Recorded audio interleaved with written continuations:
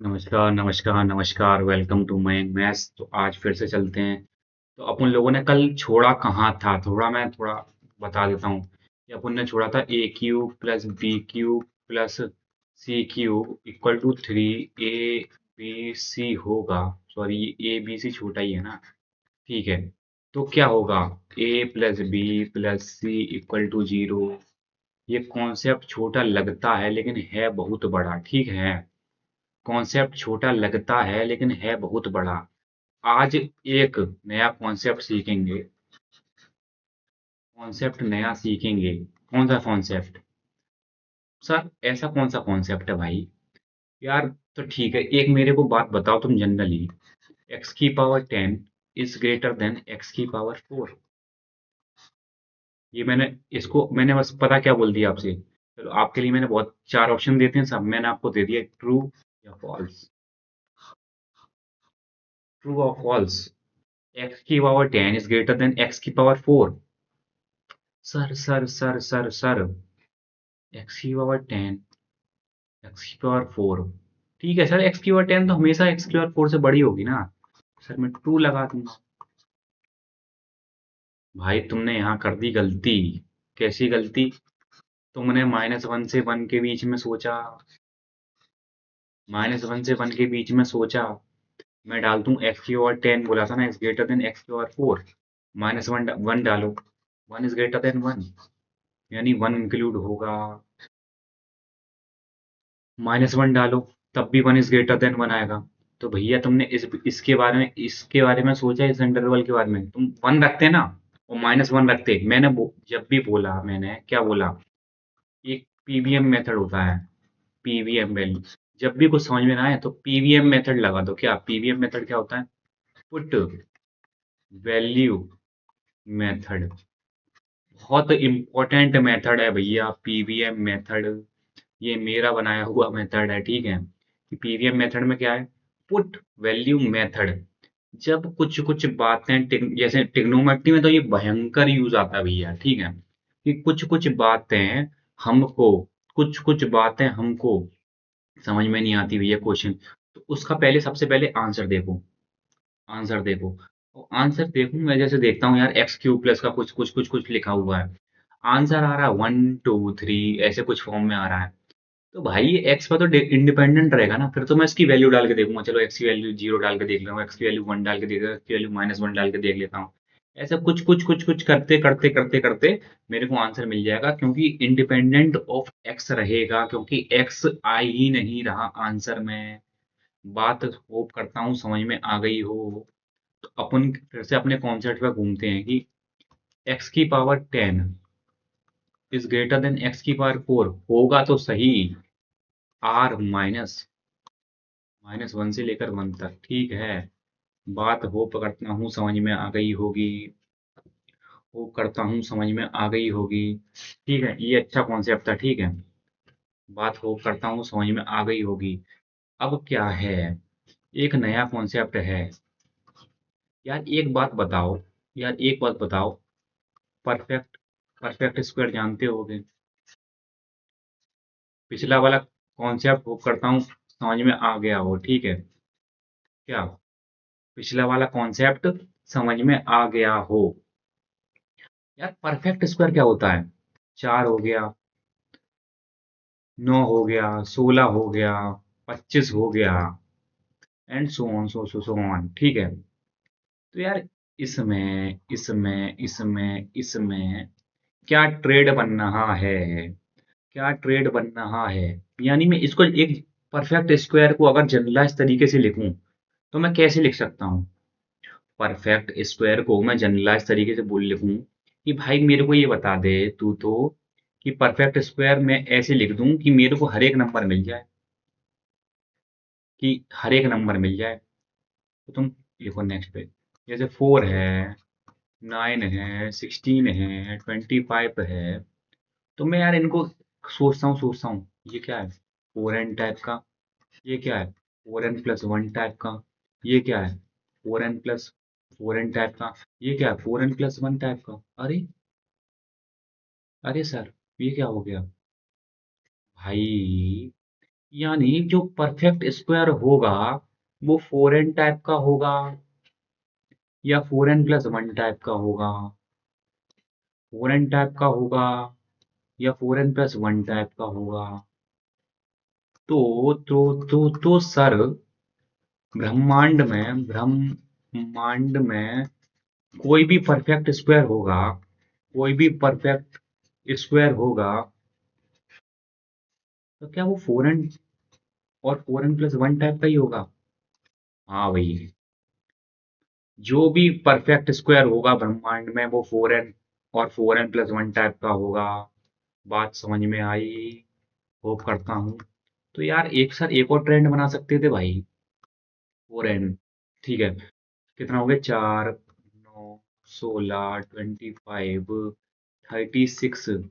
Sir, ये तो 3n+1 type का भी है, ये 3n टाइप का है, ये किसका है? क्या 3n+1 टाइप का हो गया ना भाई? 3 3 9 3। हाँ ठीक है, तो ये भी 3n+1 टाइप का, 15+1, और ये तो 3n टाइप का। बात समझ में आ रही होगी, वो करता हूँ। तो ब्रह्मांड में जो भी परफेक्ट स्क्वायर होगा,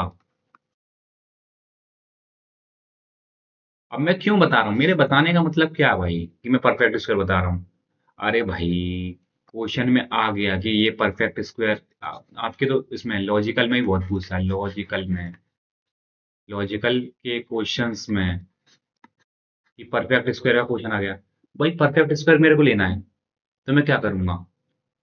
4n टाइप का नंबर ले सकता हूँ, और लगाया है, और 4n+1 टाइप, ओनली 4n के टाइप से तो मेरा नहीं होगा, ठीक है, मेरी बात नहीं बन पाएगी। और एंड 4n, एंड नहीं, और 4n+1 टाइप का। आपसे कहीं पूछे कि भाई परफेक्ट स्क्वायर कितने प्रकार के हो सकते हैं, आप सिंपली बोलो 4n टाइप का हो सकता है, या 4n+1 टाइप का हो सकता है, और 3n का हो सकता है, और 3n+1 टाइप का हो सकता है। होप करता हूँ बात समझ में आ गई होगी, होप करता हूँ बात इतनी समझ में आई होगी। ठीक है भाई, अब मैं नेचुरल नंबर, होल नंबर के कॉन्सेप्ट में नहीं जा रहा हूँ, ठीक है, क्योंकि वो मैं उसमें बेसिक्स मैथ्स में पढ़ा चुका हूँ कि नेचुरल नंबर क्या होता है, होल नंबर क्या होता है, 0 1 2 3 फलाना। नेचुरल नंबर क्या होता है? 0 हटा दो, 1 2 3, ठीक है। तो इतना तो मैं नहीं जा रहा अब भाई, इतना मैं अब नीचे नहीं करूंगा भाई, तो पेपर का समय आता जा रहा है, ठीक है। अब क्या, अब कौन सा कॉन्सेप्ट है? एक तो हाँ, एक बात, बहुत इम्पोर्टेंट बात है, ठीक है, कि जो इरेशनल, इरेशनल तो शायद पढ़ पता ही होगा, जो पी वाई क्यू के फॉर्म में लिखा जाता है वो रेशनल होता है, और जो पी वाई क्यू के फॉर्म में ना लिखा जाता होगा ना भाई, इरेशनल होता है। क्या होता है? इरेशनल। मैं बोलता क्यों जाता हूँ, राइटिंग खराब है मेरी तो मैं बोलता जाता हूँ भाई, ठीक है। नेक्स्ट ले लेता हूँ। अब बात क्या है, यानी जो रेशनल नंबर होता है और इरेशनल नंबर होता है, वो आपस में क्या होता है? कॉन्जिक्यूट होता है, कॉन्जिक्यूटिव, कॉन्जिक्यूटिव, क्यू लगा दो या कॉन्जिक्यूटिव, ठीक है, समझ रहे हो ना भाई? कॉन्जिक्यूटिव का मतलब ये ना पूछना सर, कॉन्जिक्यूटिव का मतलब क्या होता है? यानी एक के बाद एक, यानी अभी तुम्हें रेशनल नंबर मिलेगा यहाँ, तो इसके ठीक तुरंत बाद इरेशनल नंबर होगा, इसके तुरंत बाद रेशनल नंबर होगा, इसके तुरंत ठीक बाद इरेशनल नंबर होगा।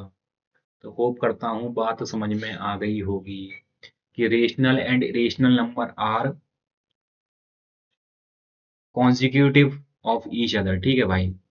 अब यार, एक आईआईटी का बहुत मशहूर क्वेश्चन था, कौन सा था भाई?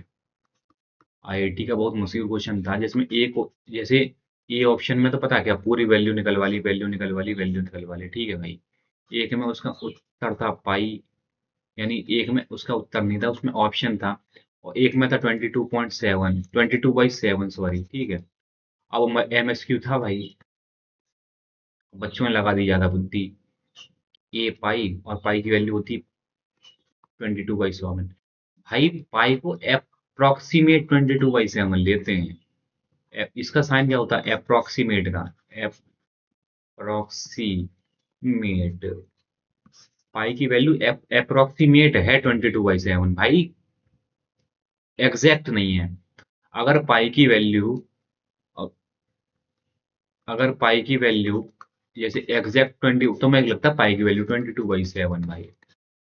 जब तक क्वेश्चन में यूज करने को ना बोले जाए कि पाई की वैल्यू 22/7 है, तब तक यूज कर सकते हो। जब आपने देख लिया कि अब आंसर में पता है कितना है, 3 पॉइंट, अब आंसर नहीं, जैसे आंसर में 22.714, 22.814, तो भैया इसमें तो 22/7 लगाओ तो आंसर नहीं निकलेगा। ठीक है, तो इसमें फिर कुछ कुछ नहीं करके क्वेश्चन में आपको हिंट मिल जाएगी भाई मेरे को करना क्या है।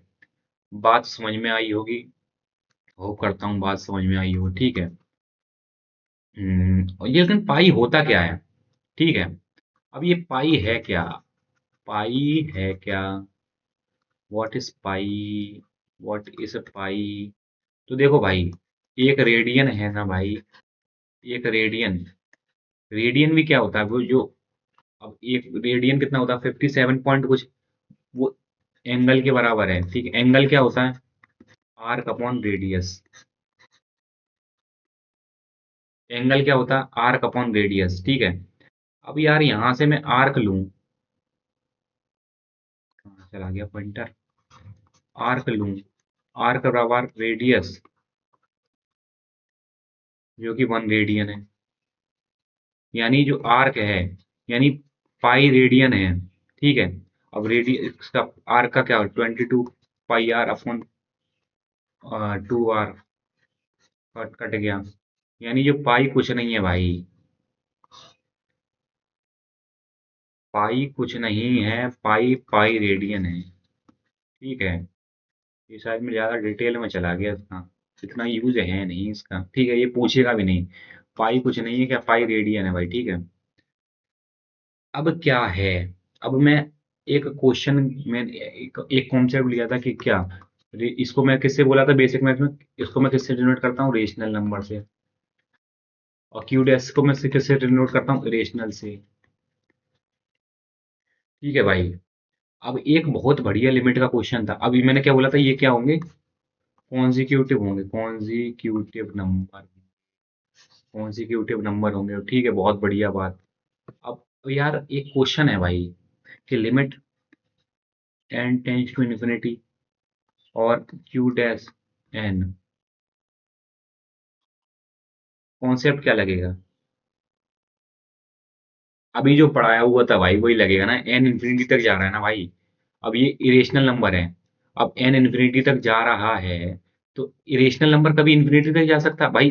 तुम्हें क्या है, इरेशनल नंबर, जैसे 1 ले लिया, फिर 2 पे, फिर इरेशनल नंबर, भाई ऐसा तो पॉसिबल नहीं है ना।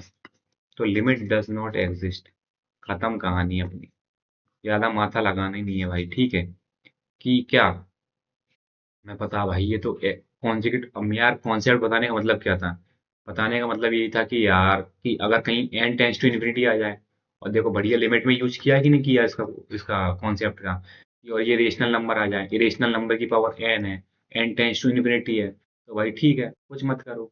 ये तुम्हें पता है कि कॉन्सेप्टिव कॉन्सेक्यूटिव कॉन्सेक्यूटिव तरीके से क्या होता है भाई, क्या क्या होता है, इसमें एन रेशनल नंबर मिलेगा, तो बात हमारी बैठी नहीं, तो डज नॉट एग्जिस्ट हो गई लिमिट।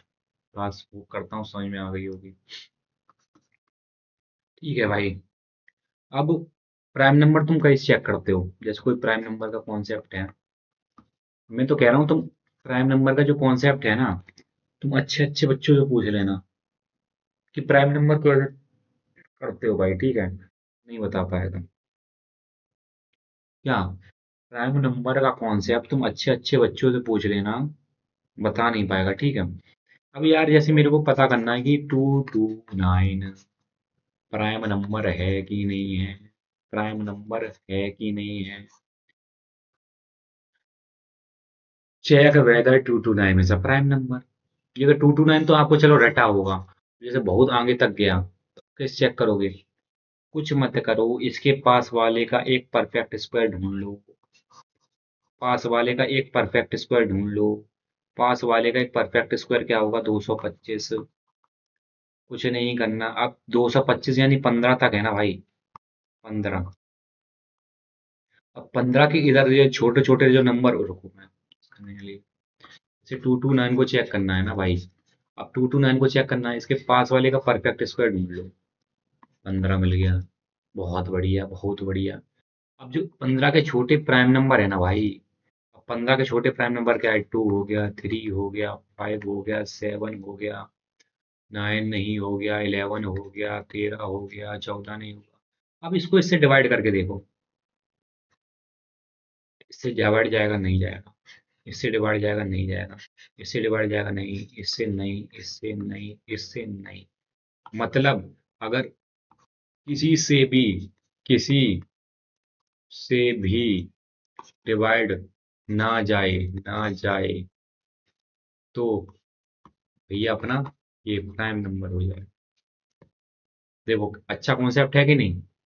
हर चैप्टर में नई नई चीजें सीखने को मिलेंगी भाई। अब जैसे कोई मैं सिंपल सा नंबर ले लेता हूँ, क्या? वैसा 17, 17 को ले लेता हूँ।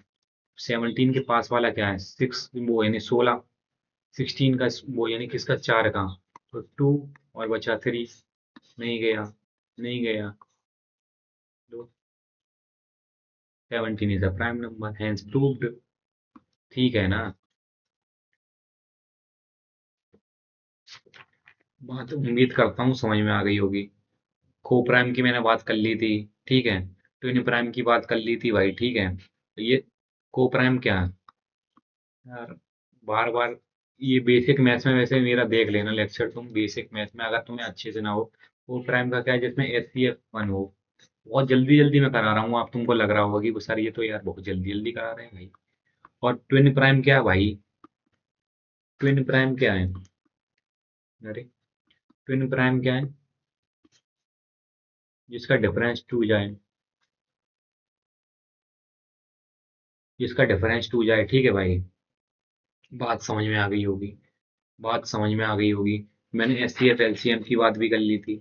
मैंने वो S C F L C M की बात भी कर ली, ठीक है। तो S C F L C M की बात हो गई थी, चलो आज इतना ही रखते हैं भाई, ठीक है। क्योंकि मैं तो कह रहा हूँ, पता है क्या, पूरा रिवाइज मारना ये वाला है ना भाई। ये बहुत तगड़ा कॉन्सेप्ट है, प्राइम नंबर वाला आपको नया सीखने, ये लिमिट वाला देखो मैंने बहुत तगड़ा कॉन्सेप्ट बताया है। और ये इरेशनल इरेशनल वाली बात, ये पाई रेडियन की तो खैर ये बहुत बड़ी बातें होंगी, ठीक है। और कॉन्जिक्यूटिव होता है, रेशनल रिलेशन होता है, परफेक्ट स्क्वायर का लॉजिकल क्वेश्चन में आपको बता दिया कि 4n+4n+1 टाइप का होता है। और 3n+3, यानी खुद सोचा करो ना भाई। हर चीज का एक फिक्स्ड पैटर्न होता है, हर चीज का एक फिक्स्ड पैटर्न होता है। भाई आप क्वेश्चन पेपर जैसे आप एमसेट का देने जाओगे, सीयूटी का, फिक्स पैटर्न है। एनालाइज करो 5 से 6 ईयर के क्वेश्चन, कि भाई मेरे को ये वीक यानी इस प्रकार के क्वेश्चन आ रहे हैं। उस हिसाब से अपनी तैयारी ले जाओ ना भाई, ठीक है। किसी टीचर के बहकावे में नहीं आ रहा कि अरे नहीं यार ये तो आज तो जेई के पीवाईक्यू कर लेता हूँ कल उसके, कुछ नहीं है। 5 ईयर के प्रीवियस प्रीवियस ईयर क्वेश्चन देखो और बात खत्म, ठीक है। बात समझ में आ गई होगी। देखो मैंने कुछ नहीं किया, मैं तो आपसे बोलता जाता हूँ भाई, आपसे करवाता हूँ कि यार ये किसका 3n+1 टाइप का है, ये 3n टाइप का है, ये 3n+1 टाइप का है। तो मतलब मेरी क्या पढ़ना है कि ओवरऑल क्या 3n और 3n+1 टाइप का। बात समझ में आई होगी, ठीक है। परफेक्ट स्क्वायर का लॉजिक हो गया। परफेक्ट स्क्वायर का लॉजिक हो गया, ये एक बहुत तगड़ा कॉन्सेप्ट था भाई। बहुत, इस पे मैं एक क्वेश्चन कराऊंगा, ठीक है। इस पे एक क्वेश्चन कराऊंगा, जो अगली क्लास में कराऊंगा, वो बहुत तगड़ा क्वेश्चन था भाई। बहुत ज्यादा अच्छा क्वेश्चन था, ठीक है। और इसका, और मैंने पुट वैल्यू मेथड, ये तो स्टार लगा लो भाई। पुट वैल्यू मेथड में क्या करोगे? पुट पुट वैल्यू मेथड में नहीं है, इसमें कोई मेथड नहीं है कि भाई हाँ कि मेरे को हमेशा लगाना है। क्वेश्चन की नीड के अकॉर्डिंग लगाना है कि भाई क्वेश्चन में मेरे को दिखा यार, आज जैसे मेरे को क्वेश्चन में दिख रहा है साइन थीटा का पावर 4 प्लस का कोस थीटा की पावर 4 थीटा। आंसर आ रहा है 1/2 में, 1 में और 3 ऐसा कुछ करके आ रहा है। तो यानी थीटा के तो इंडिपेंडेंट है ना भाई ये। थीटा की कोई वैल्यू डालोगे आंसर वही आएगा। थीटा की यानी फिर इसमें कौन से मेथड यूज आएगा? अरे सर मयंक सर ने बताया था पीवीएम, यानी पुट वैल्यू मेथड। कुछ आंसर रखो, यानी वैल्यू रखो आंसर पाओ। बहुत बढ़िया, बहुत बढ़िया। ठीक है, इसकी बात हो गई थी एक्स, इस पे एक क्वेश्चन कराना है, ठीक है। अब तो आप तो खुद सोच के देख रहे हो ना, एक्स क्यू और टेन इज एक्स। भाई मैं कुछ नहीं करता, पता मैं तो जैसे छोटे बच्चों की तरह सोचता। सर आपने 1 डाल दिया, सर इधर भी 1 डाल दिया, लेकिन सर आपने बताया था 3 इज ग्रेटर देन 4, ये तो होता है, यानी 1 इज ग्रेटर, यानी x is greater then x कब होगा? कभी नहीं होगा भाई। x is greater then x कब होगा? कभी नहीं होगा भाई। ठीक है, तो सर ये तो गलत हो गया। आप तो सर ये बता रहे हो, यानी ये केस फेल हो गया। देखो भाई एक चीज बताता हूँ।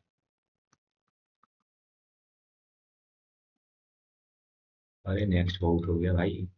देखो, प्रूव करने के लिए ना हमेशा एक जनरल मेथड ढूंढो। जनरल मेथड ढूंढो प्रूव करने के लिए ना भाई। एक जनरल मेथड ढूंढो कि ऑलवेज ट्रू हो, जो ऑलवेज ट्रू हो, जो कि आपको नहीं करना, क्योंकि प्रूविंग आपके सिलेबस में है नहीं। तो सर क्या है आपके सिलेबस में? डिस्प्रूविंग भी नहीं है भाई।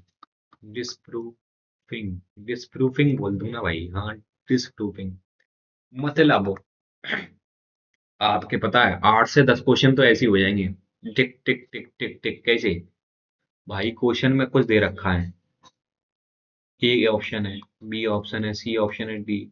और भाई ये सीयूटी में मैं बता रहा हूँ, कान खोल के सुन लो भाई, कान खोल के सुन लो। कम से कम 50% पेपर ऐसे ही होता है। ठीक है, 50% पेपर ऐसे होता है। किसका? डिस्प्रूविंग से। बहुत भयंकर मेथड है भाई। क्या क्वेश्चन में कुछ दे रखा है, अब तुमको आंसर नहीं ढूंढना है। अब तुमको आंसर नहीं ढूंढना है भाई। अब तुमको ये और ऐसे ऑप्शन ढूंढने हैं जो आंसर नहीं होंगे। ठीक है, हमने आज ढूंढ लिया कि ये नहीं होगा, ये नहीं होगा। अब बचा क्या? बीसी। अब बीसी को प्रूफ, यानी बीसी को प्रूव मत करो, बीसी को यानी ये देखो कि आंसर क्यों होगा। Why, why. अगर सी है, सी को ढूंढो वाई। अब आपके पास 4 ऑप्शन नहीं बचे, आपके पास कितने ऑप्शन रह गए? 2। बहुत भयंकर मेथड। आप कुछ कुछ करोगे ना क्वेश्चन, भाई मैं तो पता क्या, हर एक क्वेश्चन पता है ऐसे ही किया करो, चाहे मिनटे। भाई पहले ऐसे ऑप्शन ढूंढो जो आंसर हो ही नहीं सकते हैं। तो आप समझ लो, आप यानी गैसिंग भी करोगे ना भाई, तो जैसे आप पहले 1/4 में कर रहे हो, आपने 2 ऑप्शन हटा दिए ना भाई, तो आपकी 1/2 होगी ना, तो प्रोबेबिलिटी कितनी है भाई? 1/2 यानी आप, यानी 50% प्रोबेबिलिटी है आपके करेक्ट होने की। वैसे कितनी थी? 25%। देख लो, प्रोबेबिलिटी मैंने आपकी कितनी करवा ली? Double. By proof, by the method of disproving. ठीक है, तो ठीक है भाई, मिलते हैं नेक्स्ट क्लास में, तब तक के लिए बाय, टेक केयर।